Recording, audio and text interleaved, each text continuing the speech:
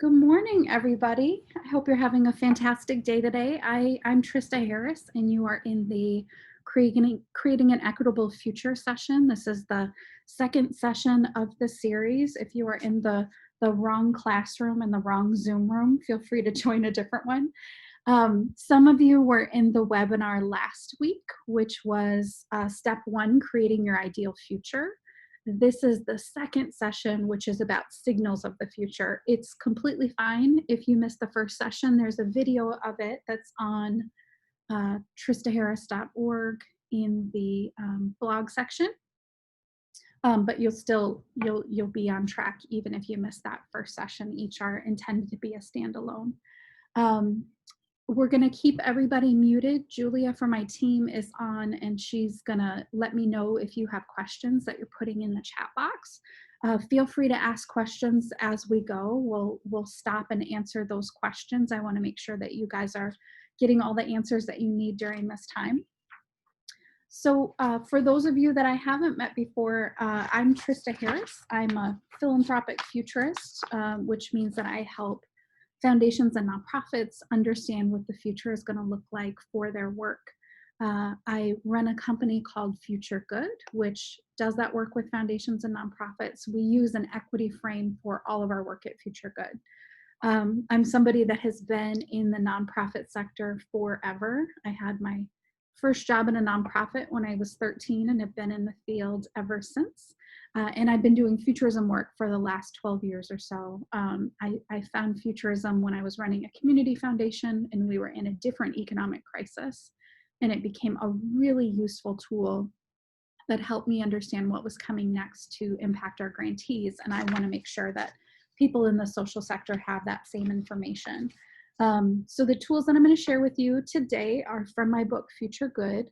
I wrote the book because I want you as social sector leaders to understand what's coming next so that you can harness those trends and so that you can prepare for some of the transitions that obviously you can feel that we're going through right now as a society. These tools are especially important during rapidly changing times, and so the electronic version of the book is free during the pandemic. I want to make sure that people in the field have access to all the tools that are useful as you're doing this work. It is very difficult to do future-focused work within your organization if you're the only one that's doing it. It's possible, but it's hard. And so I would encourage you to share the book with your board of directors, your senior leadership team, so that you can all really get on the same page about how important it is to pay attention to what's coming next. So as many of you know, this is a part of a series called Creating an Equitable Future for Your Organization. Last week, we had the Creating Your Ideal Future session. This week is Signals of the Future. Next week is Understanding Your Current Reality. And the last week is How to Get from Here to There. If you complete all 4 sessions, you receive a certificate of completion so that your organization knows that you have the capacity to help them do the same sort of visioning. So the second session today is the Signals of the Future session. And I want to reiterate a little bit of what we talked about last time. Number one, we are in a movement moment. There is huge transformation that's happening when it comes to racial justice in our communities.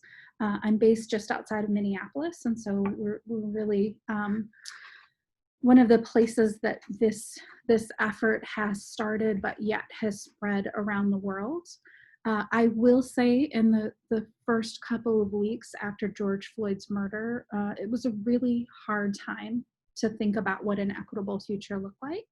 And I try to stay permanently hopeful about the future, and it was difficult.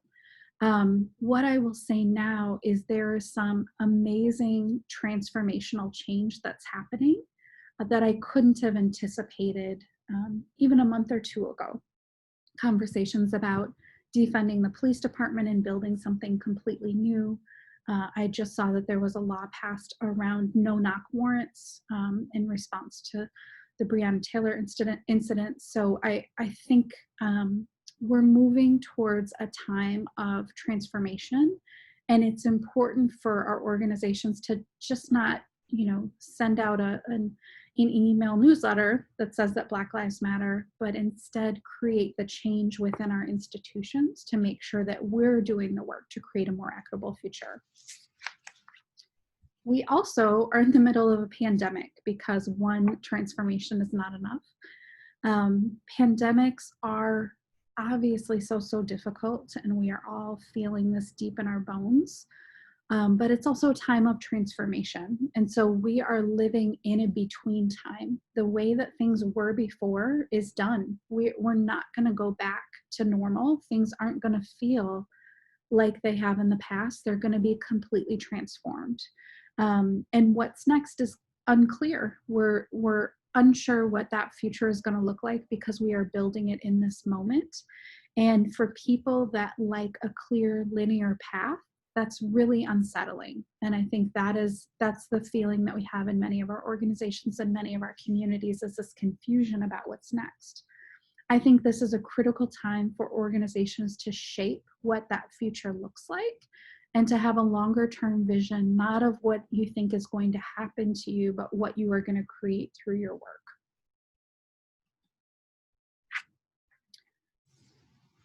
So this is a model, the two curves framework that I introduced last time. It's a backcasting model that I use with my clients where they envision what they want the future to look like. What does the world look like if you've completely solved the issues that you're working on? And then you work backwards to see, what are you doing in your current reality that will lead you there? What are you doing that makes it impossible to get there? Usually we start with a group of people that have a vested interest in the future of the organization: board, staff, volunteers, clients, partners, interested community members. You can do this work virtually as we're in this in-between time. It's also something that can be done in person, where people together are brainstorming to envision what the world looks like if you have fully solved the problem that you're working on. And then the signals of the future are things that you've done maybe in one program, or you tried once, or one staff member has a different way of doing something from everybody else that is a direct path that leads you to that ideal future. And then you have the real conversation about what is happening in your current reality that makes it impossible to get to that ideal future. So this is really a frame that I find useful, because you can see that some of the future pieces happening in the present, and in the future you keep things that you're doing right now that work really well. So this is often your mission, skilled staff, relationships with community. Those are things that you keep with you as you move forward into the future. So there's a saying that today is giving you clues about tomorrow. There's another saying that the future is already here, it just isn't evenly distributed. So really in this moment, we have a sort of a peek into what the future is going to look like. I think there are a couple ways that you can make it more likely that you can notice these clues as you make it a part of your regular practice. I think organizations should, and individuals within organizations should spend 5% of their time on R&D, or research and development. During that time, think about the future, 5 to 50 years in the future. Often we are constantly responding to what's happening in this moment, and we don't spend the time and energy considering what could be next. You can see a huge difference between organizations that had pandemic preparation plans and those that did not, because they've already done the work of envisioning what are some challenges that might face our organization and how would we respond? How would we make sure that we could be the most excellent organization in this moment? So during that 5% time, which is just a couple hours a week, often I encourage people to use Friday afternoons when things are a little bit quieter, to read those newsletters of organizations that are doing really future-focused, excellent work in your field that you just don't have the time to look at. It's also a good time to, I set Google alerts for issues that I'm concerned about. So I have Google alerts on things like self-driving cars, or future of city, or future of rural areas. Whatever the things that you're interested in, set set a Google search function that sends you emails about future of childcare, future of after school education, so that you're getting a constant stream of information about what's coming next for your field. But during this time, actually spend it reading these things. I use Evernote notebooks to keep track of trends that I'm noticing. So if I'm reading an article online and I go, oh, this is really interesting. I wonder what this means for the future of X, Y, and Z. I put it in an Evernote notebook. So Evernote is an electronic notebook. You can download something on your Chrome browser that just has a little button that you can click, and it will save the article to a specific notebook. And then when I have those Friday times, I just read what's in the notebook, and then I add my own notes about what I think it means for my organization. So all of this is really a muscle that you're building by interacting with the future and thinking about it as a consistent part of your work, as opposed to a strategic planning thing that you do every couple of years. The other place where innovation becomes much more visible is outside of your sector. So I think some of the most interesting innovations really come from looking at what somebody's doing in a different field and translating it for what you're doing. So the easiest place by far to find these innovations is our TED Talks. Whenever I'm facing a challenge and trying to figure out how do I address what's coming next for an issue within my organization or a topic that I care about, I pick a random TED Talk, and then I try to figure out, is there something in this TED Talk that would be useful for what I'm trying to figure out? So, a TED Talk on how birds migrate in really interesting patterns.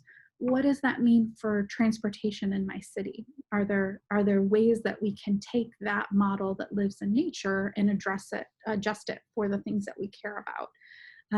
I had an example when I was running a membership association of foundations. We had a question of how to make sure that our members were much more engaged in our programming. And one of the ways that we addressed that is I picked a random TED Talk, and the TED Talk happened to be the power of introverts. And what I realized is all of our programs worked perfectly for extroverts that were willing to raise their hand and to ask questions. But for our members that weren't willing to do that or less comfortable doing that, they didn't get as much value. And so we added something called the Hub, which was like Facebook for philanthropy, where after a program, all of the PowerPoints and the resources and sort of things could be shared there. But then our members could ask questions of the speaker and of each other.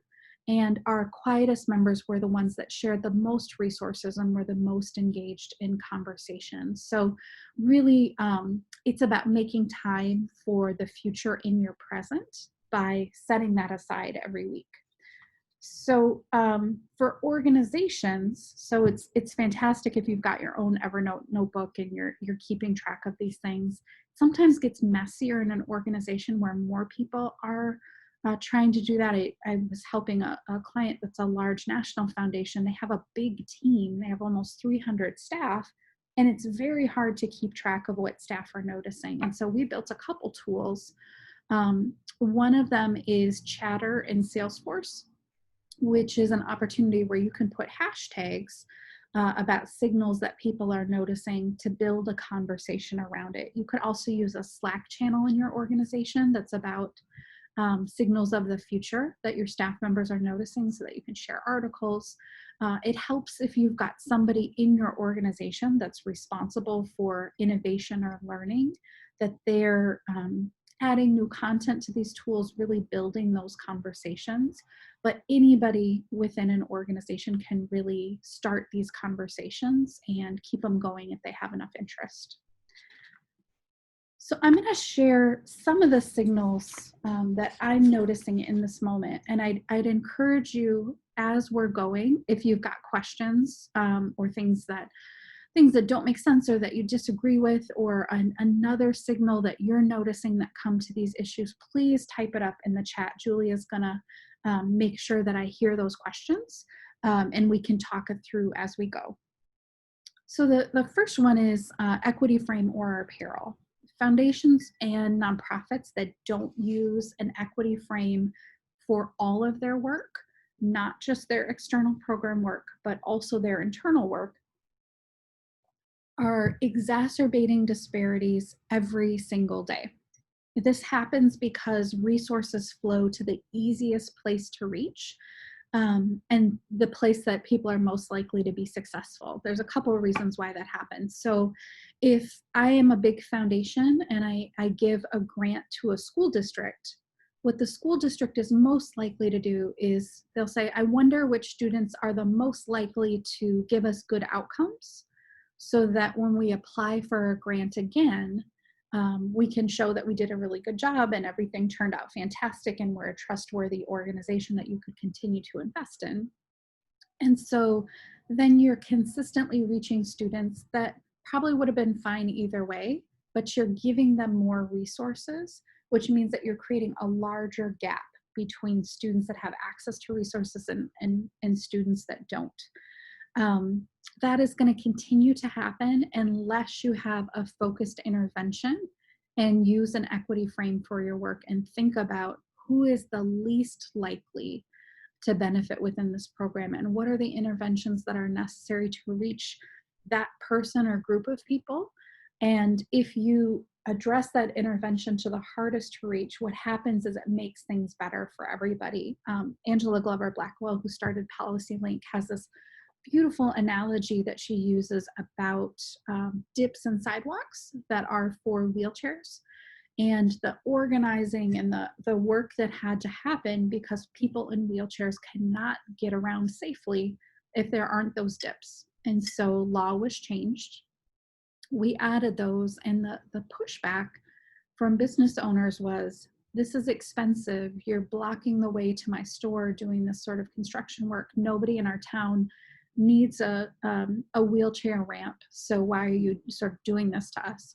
But what happened after those were in is if you are pushing a stroller or rolling a suitcase, you benefit from something that is necessary for a specific population, but helpful for others. So really it's about smoothing access for everybody by reaching the hardest to reach. So as people that work in the social sector, we have to take responsibility for our role in exacerbating systemic inequalities. We're not just sort of outside actors watching what's happening. In our institutions, we are actively either dismantling that inequality or adding to it by the way that we do our work. Hey, Trista, Yeah. I've got a question here for you, going off of what you're saying right now. What have you learned about what it takes to create an inclusive space for hearing and sharing insights about the future? For example, so the muscle isn't only built at the top of a hierarchy. 1,000,000%. The best examples that I've seen are sort of the rogue operations where staff members that are not part of that sort of C-suite or leadership team have said, I'm wondering what's happening for the future of my specific program or my area of the organization that I'm concerned with. And I'm going to bring in new voices to sort of think that out. And then it models that behavior for the rest of the organization. I think that our traditional model of thinking about the future really sits around that idea of strategic planning. And strategic planning often is a very small group of people, usually at the very top of the organization, occasionally with focus groups and that sort of thing. I think we need to flip that around where future thinking is a consistent part of our organization and it happens throughout, and that we're asking our clients and community members that we partner with really consistently, what are they noticing? What do they think's coming next? What are they worried about? What are they excited about? Because as a society, we don't have enough conversations about the future. And I think the social sector is a great place to do that. Julie, are there any other questions in the queue? Nope, that's it for now. Perfect. So next signal that I'm noticing are our futures are connected. So this pandemic is bringing to light what of course has always been true. We are only as safe and as healthy as the most marginalized person in our community. So this is a time for foundations and nonprofits to push really hard on long-term systemic change, things like raising the minimum wage, and making sure that that ties with inflation, and things like universal health coverage that is not tied to employer. We have unprecedented unemployment right now, and we are in a pandemic. So this idea that your health insurance is tied to the place that you work has never made sense, but it for sure does not make sense in this moment. And so for organizations, this is a really great place to work with your local council of nonprofits or council of foundations, places like independent sector and the National Council on Foundations, are places where you can really make sure that your voice is heard, that these things are important in this moment and always. As we're doing that external advocacy and push, we also need to look internally and see what our own organizational policies look like. How well covered are our staff?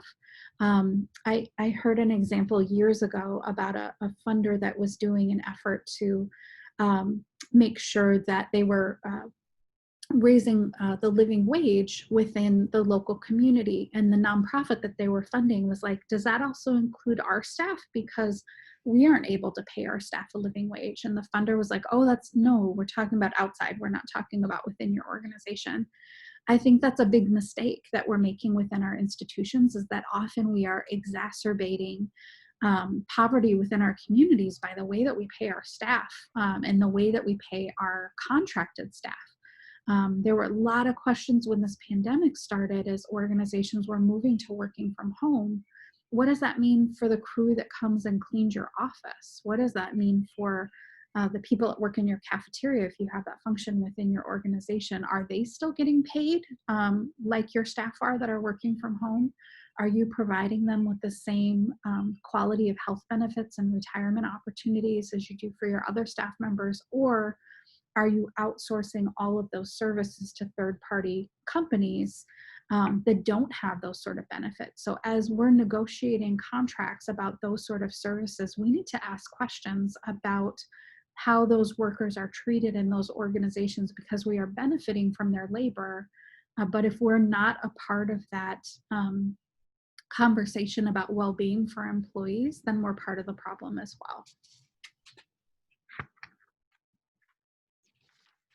So next is remote work. We are all participating in the largest remote work experience in the history of our world. And I think if we were more generous with ourselves, we would say that we are sheltering in place during a pandemic and trying to get some work done. This is a very different set of circumstances than what working from home normally looks like. Gallup's done a survey that has found more than 60% of workers want to remain working at home all or most of the time after this pandemic is over, for a bunch of different reasons. Safety reasons. People are worried about what it's going to feel like when you go back into an office, and how are we ensuring that our employees stay safe in this new environment. Environmental reasons. I have family that lives in Wyoming, and they always make fun of me when I go because I just sit and stare at the sky. And they're like, why are you, looking so hard at the stars? And I say, I have 3 stars at home. That's all I have, because of all the light pollution and that sort of thing. But what I noticed after the pandemic is I went outside at night and I looked up, and there were a bunch of stars, and I realized the lights were still the same, but the pollution was different. And so as we're noticing these changes in environment, we're realizing what our individual decisions, what that impact is on the climate. And I think workers are understanding that working from home actually has an environmental benefit and want to continue that benefit. The other part is quality of life reasons. So getting rid of the amount of time that you are commuting back and forth, being able to be more engaged in family life, all of those have been really, positive benefits. I think for some of us, maybe too much of a positive benefit is people have been balancing educating school-age children and trying to get work done and keeping everybody safe. It is a lot at this moment, but I think it's a signal and a hint to what people are going to want next. So after restrictions continue to be lifted in our organizations, they're going to look much different. And both boards and leadership of organizations are going to have to look really closely at organizational policies and figure out how to harness this trend, both for employee retention and satisfaction, because a lot of organizations are going to move this way, and if yours doesn't, you're going to lose staff because they're going to be able to move to another institution. And also, it lowers your operating costs by quite a bit. A lot of organizations have seen some significant savings during this time just from decreased occupancy expenses. But imagine if you adjusted the amount of space that you had in your office to deal with this remote work option. What if you got a smaller office space and just rented a meeting room when you needed to bring people together in another organization? So there's lots of ways for us to lower our expenses in the long term and increase staff satisfaction.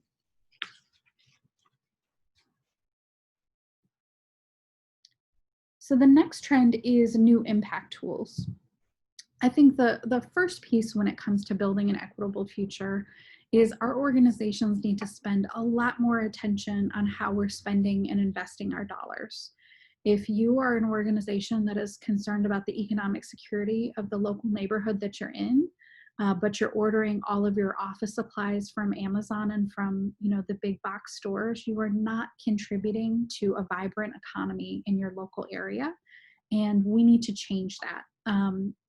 I've helped a lot of organizations work on diverse vendor policies and set up actual percentage goals for how much they want to be spending with people of color and women-owned businesses.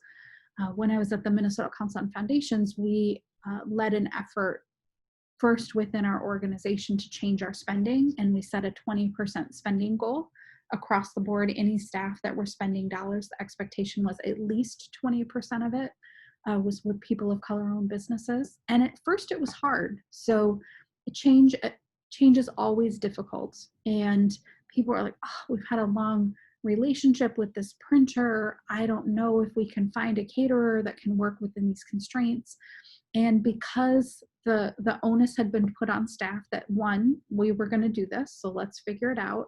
And number two, when we do your yearly review, I'm going to have a printout of what your spending looks like, and I'm going to look at your spending percentage, and we're going to talk through why are you knocking that goal out of the park, and what has worked really well for you, or why aren't you, and what supports do you need. So I think it's important to move it in that space of responsibility and expectation. But what we very quickly found out is new vendors, and that process of finding new vendors opened up a whole bunch of new opportunities. So on the catering side, we found a number of new vendors where, number one, the food tasted better and we got better quality, fresher food. One of our vendors always brought us fresh flowers every time he brought food for our meetings. And then we made sure that we were having their business cards out so that our membership could see and use those businesses. Very quickly, those businesses expanded and hired more staff. Businesses run by people of color are more likely to hire people that live in communities of color. And so you're suddenly creating this ripple effect. And I think our organizations need to take a really hard look at our policies and our practices. Trista, I'm going to interrupt you again. We've got a few questions that just came in. One, maybe going back to your last slide. Yeah. Trista, you recommend we spend 5% of our time each week learning, planning, forming our equity framework in our organizations. I imagine we also need to designate money to the same issues. Do you have a recommendation for what percentage of our operating budgets to dedicate to equity policies? That is a fantastic question. All I would say is more than you're doing now. And in times like now, at least double. So many organizations have no idea how much they're investing in this sort of work and haven't quantified it. So really that idea of starting to understand how much you're spending is a critical tool. If it's too hard to figure out what you're spending in the moment, then just start doing it and start investing in that way. A lot of organizations initially in the pandemic laid off their staff that do diversity, equity, and inclusion work I think that was a huge mistake. And now those organizations are desperately trying to find consultants and new staff members to lead that work because it's critically important. It was important too. The pandemic is impacting communities of color differently. But I think in times of stress and strain, our organizations often immediately divest in those places. I think we need to bake it more into our operations so that it isn't this thing on the side, but more core to our work. Great, thank you. So going back to climate change, and maybe you're going to address this, but how do we figure climate change into all of this? It's a huge risk and opportunity factor for our collective future. For Could sure. you address this? Yeah. There's different websites that will show you what your climate risk is in your local state and community. And so understand what the risks are. You know, years ago, I used to joke that in Minnesota, we were in, such a great position when it comes to climate change because we have all this fresh water and we're not on a coast. And what I very quickly found out is what we get instead in Minnesota is things like polar vortexes, which I hadn't heard of before, where it is bitter, bitter cold, and then super, super hot in the summertime, and more wildfires and more flooding and just more instability. And so I think sometimes we're unaware of what our risks are in our local community. And if you understand your risks, then you know what supports you need to put in place. If you're a foundation, start to fund organizations that are building climate resiliency in your community, and the ones that will first respond after a fire or a flood or a hurricane or other climate disaster.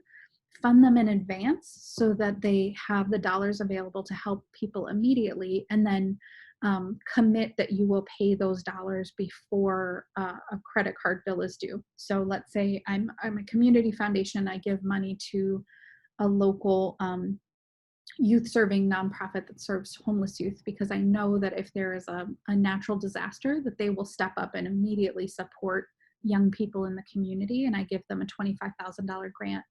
That organization can get a credit card with the $25,000 limit if I've given them a commitment, not a grant. And then I commit that I will pay that $25,000 before that credit card bill is due. And so what you're doing is you're building up resiliency within the local community, but you don't have to spend your grant dollars right away. So I think for all of us, we need to start to think about what those emergency plans look like for the specific disasters that'll impact our community. And then what are we doing to mitigate climate change? So back to this piece about remote work for our staff. How are we lowering our carbon footprint as an organization? What is essential travel where we're flying, and what things aren't essential? And we can do it by a Zoom meeting now. All of those things make a huge difference. Great. And there's one last comment about the working from home trend. Operating costs may be reduced in working from home, for example, office space, but some innovative organizations are providing work from home stipends to help pay for better home internet access, equipment, etc.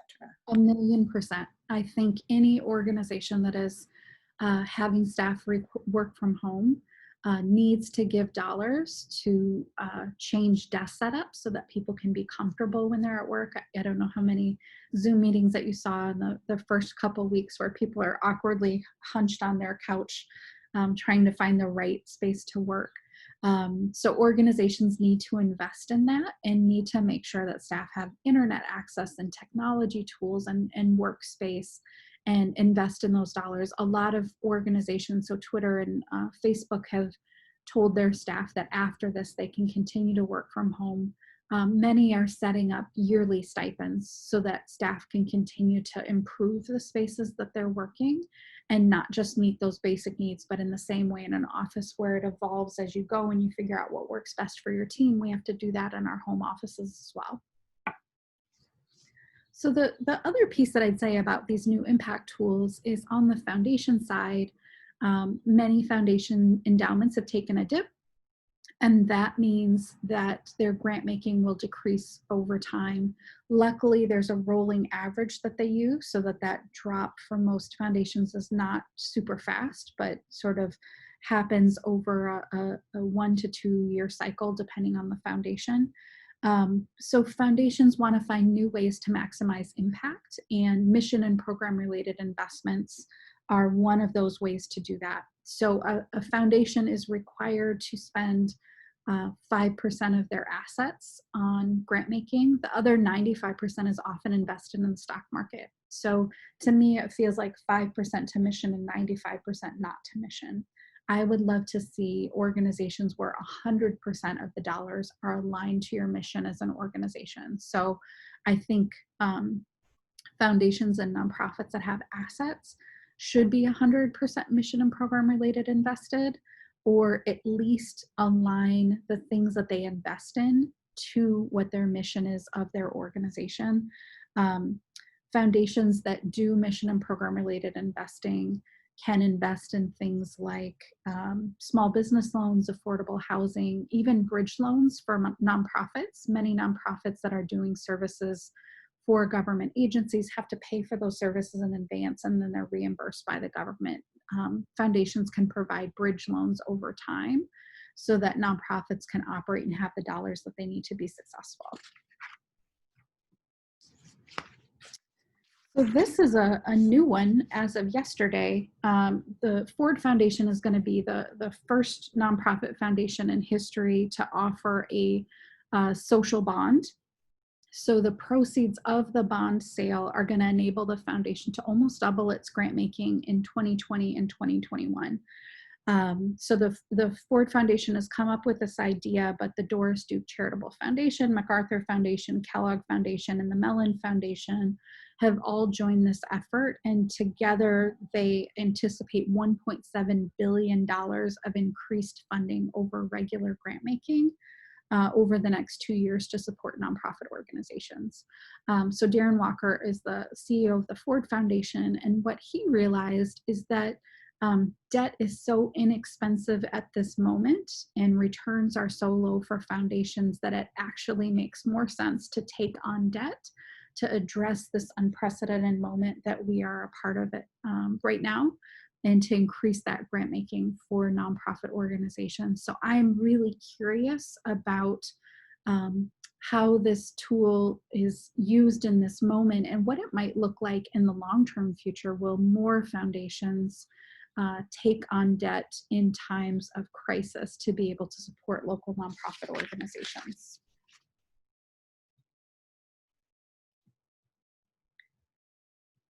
So today we're going to highlight some of the signals of the future that you are noticing in your organization that will lead you to that ideal future that we laid out last time. So as you think about what your organization looks like, if it's 100% equitable, if all your efforts are successful, if budget is not an issue, if everybody's completely aligned, where would we be, 5, 10, 20 years in the future if it really, really worked? What are the things that are happening right now in this moment in your organizations or in your communities that will lead to that ideal future?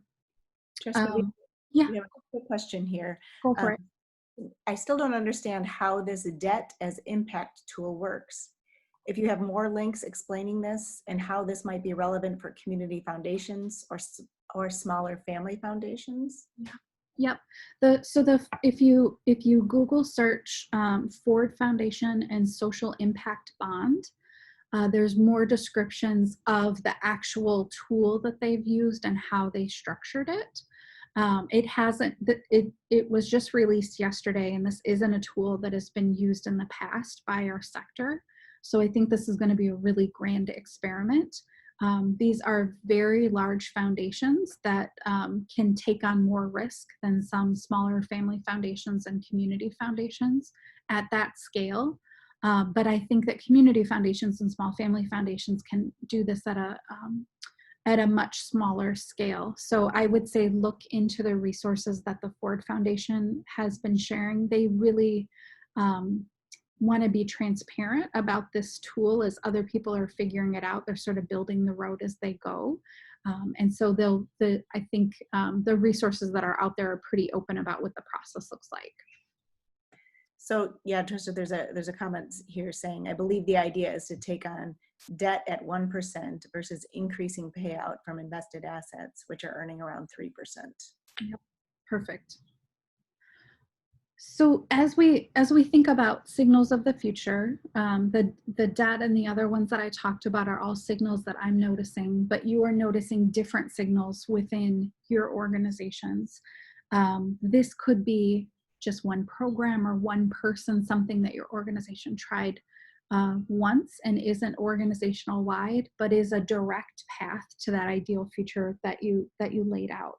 Um, I'm going to break you into breakout groups so that you can chat with each other. You've got, um, I'll give you about 6 or 7 minutes so that we've got a little bit more time for question and answer when we come back. But talk with each other about what you're noticing in these signals of the future, and then you'll get the little notice that says that you're getting pulled back into the main room.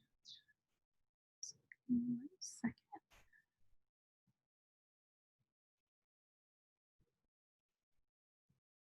There you go. So I'll see you in about 6 minutes.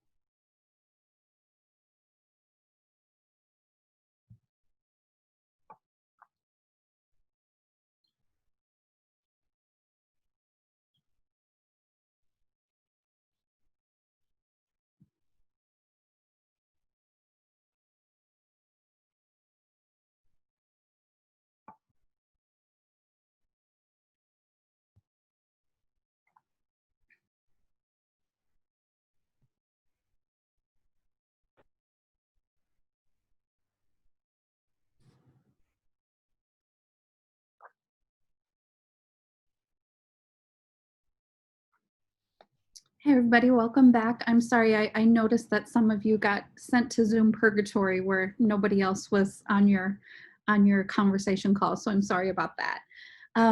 So I would love to hear some of the ideas that you signals of the future that you shared in your conversation. If you can add those in chat, that'd be fantastic. That'll give us um, some ideas about what that looks like.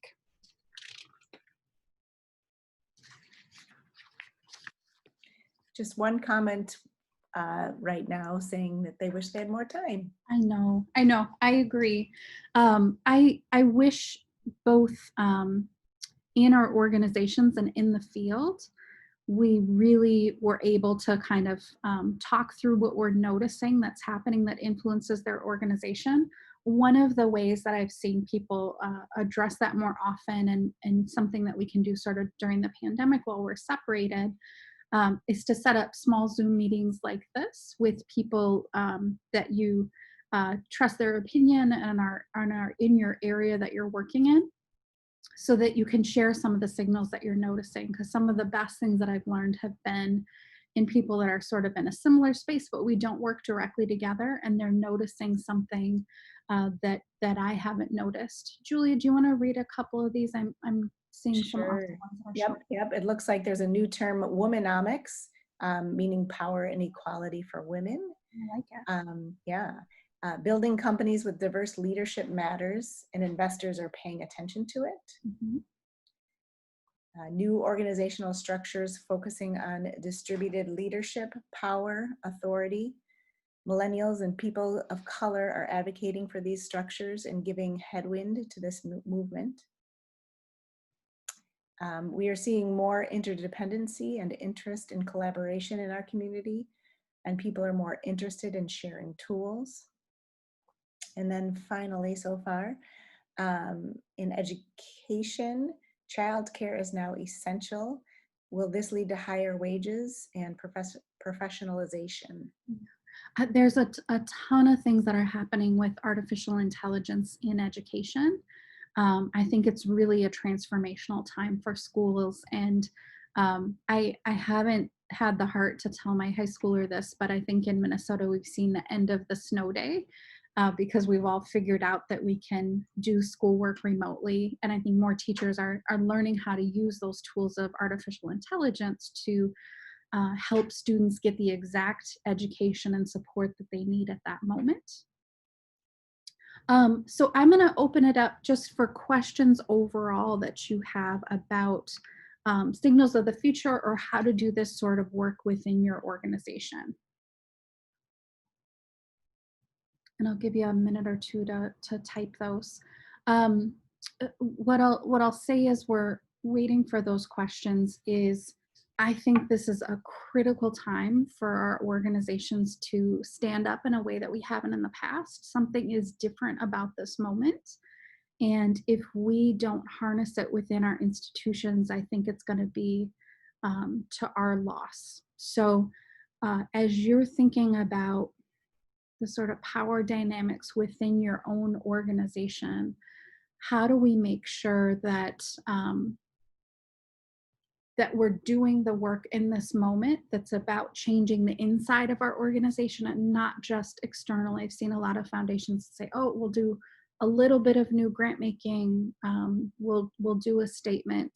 What I have not seen inside of many foundations and nonprofits in this moment is, let's have a real conversation about board recruitment. What are HR policies? How are we recruiting and retaining staff?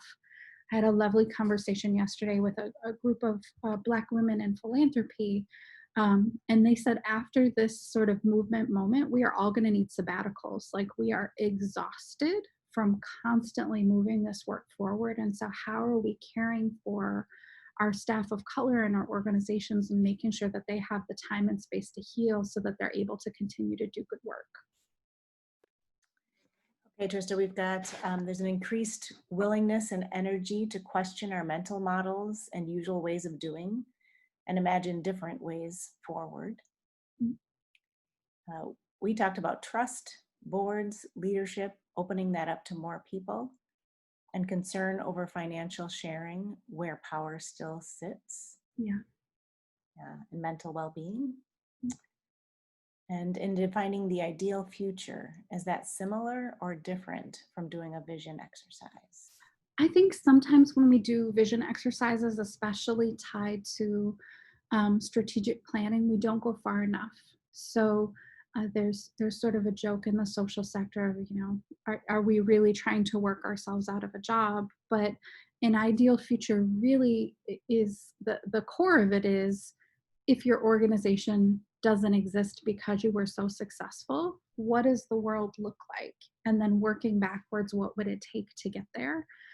In this ideal future exercise that you were doing, you were thinking about what an equitable future looks like for your organization, but there's another layer of this that's really about the impact that you're trying to have as an organization, and moving past sort of serving 5% more people every year, and instead moving to the part of what conditions would have to exist for you to not exist as an organization. One more. It's a good idea to combine them in STEEP, STEEP, and later to think about, quote, time zones. I mean, when the changes will happen. Yeah. And there's a question here attached to that. Mhm. How many signal do you think we have to collect to call it a trend for the future? There's a great book that Amy Webb wrote called The Signals Are Talking, that talks about sort of the scientific process of keeping track of signals. Um, I think it becoming a trend has a lot to do with how loud those signals are, and um, how much you're hearing it repeated. So sometimes things show up and they're an outlier. And then sometimes things are showing up consistently. So for me, a lot of that has to do with organizational context, but Amy's book is fantastic and really helps you think about different time frames as you're doing the work, because some of these trends are very long term and some are shorter. The other thing that I'll say is that we are in a time of intersecting trends. And when trends intersect, they amplify and they get faster. So the two trends that are intersecting right now are rise of global pandemics, and racial instability in society. So because those two intersected, they actually both get stronger in the process. So we're going to see a number of new COVID cases in the next couple of weeks as a result of people being, close together as we're doing protesting. But we also have more visibility because people are paying more attention to what's happening in general. So that moves forward the racial equity work in a new way. The idea of timeframes is very helpful because we will need to prioritize. Yeah. Can't do everything at once, need to focus on a set of goals. For sure. Some of the signal watching is not about here's all the things that we're going to do right now, but it's to start to do the thinking in case something happens. So for organizations that were doing pandemic planning, it wasn't let's put all these things in place because someday there might be a pandemic. It was let's think about what pieces might be necessary, and how do we make sure that we've built the structures in place so that if we have to do that work, we've thought about it and we aren't doing it very quickly. I see a question in there that I'll answer in the chat, but I wanted to make sure that we close up here because I want to get you guys on time for your next Zoom meeting. I just want to remind you that the best way to predict the future is to create it. It isn't something that is happening to you. It's something that you're creating with the decisions that you make every day. The next session is next Friday, and we're going to talk about current reality and some of the challenges and how to move through that to get to your ideal future. You can see the video of this session and of the last session at the blog at tristaharris.org. You can also download your free copy of the Future Good book there as well. So I want to thank all of you for joining the session today. Great to see the fantastic work and thinking that you're doing, and I appreciate all you're doing to build a better future. Have a great day.